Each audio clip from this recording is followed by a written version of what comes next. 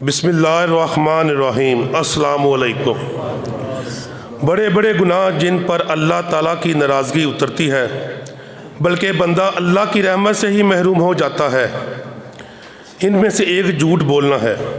اس پر مستضاد کہ کوئی بندہ جھوٹی قسم اٹھائے، کیونکہ قسم میں اللہ کو ضامن اور گواہ بنایا جاتا ہے۔ اسی لیے علماء کہتے ہیں کہ جھوٹی قسم دینا تو شرک کے برابر ہے اور مشرک کی نجات ممکن نہیں۔ آپ احباب کے علم میں ہے کہ میں گزشتہ 1 سال سے مرحوم لیاقت علی جٹ قتل کیس میں بے گناہ جیل میں رہا ہوں۔ الحمدللہ گزشتہ دنوں 6/3/2024 کو میری ضمانت منظور ہوئی اور آج میں آپ کے درمیان موجود ہوں۔ میں کافی عرصے سے اپنے گاؤں میں ایکٹیو رہا اور شاید میرا یہی قصور ہے، اور مجھے بغیر کسی تصدیق کے اس مقدمے میں نامزد کر کے میرے ساتھ بڑی زیادتی کی گئی، اور پورا 1 سال میں جیل میں رہا، میرا کاروبار بند رہا، میرے تمام بھائی، میرے دوست جس پریشانی میں مبتلا رہے آپ اندازہ نہیں لگا سکتے۔ لیکن اس کے باوجود میں اپنی طرف سے اس غلط فہمی کو ختم کرنے کے لیے تیار ہوں، اور میں نے پہلے دن سے اس پر کوشش بھی کی کہ مخالف پارٹی بھی حقائق قبول کرے اور یہ تناؤ کی کیفیت ختم ہو، یعنی ہم دونوں گھرانوں کے لیے بہتر ہو۔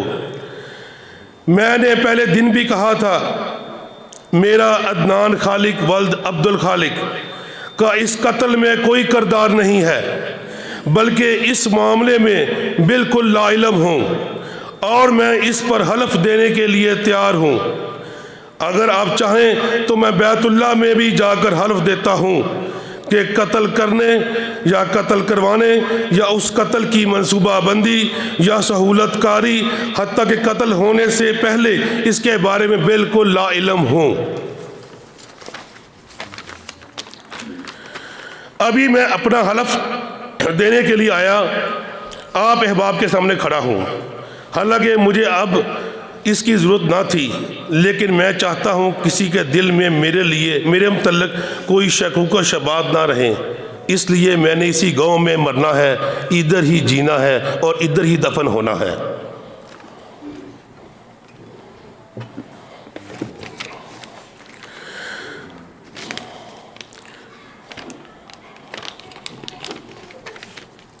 بسم اللہ الرحمن الرحیم۔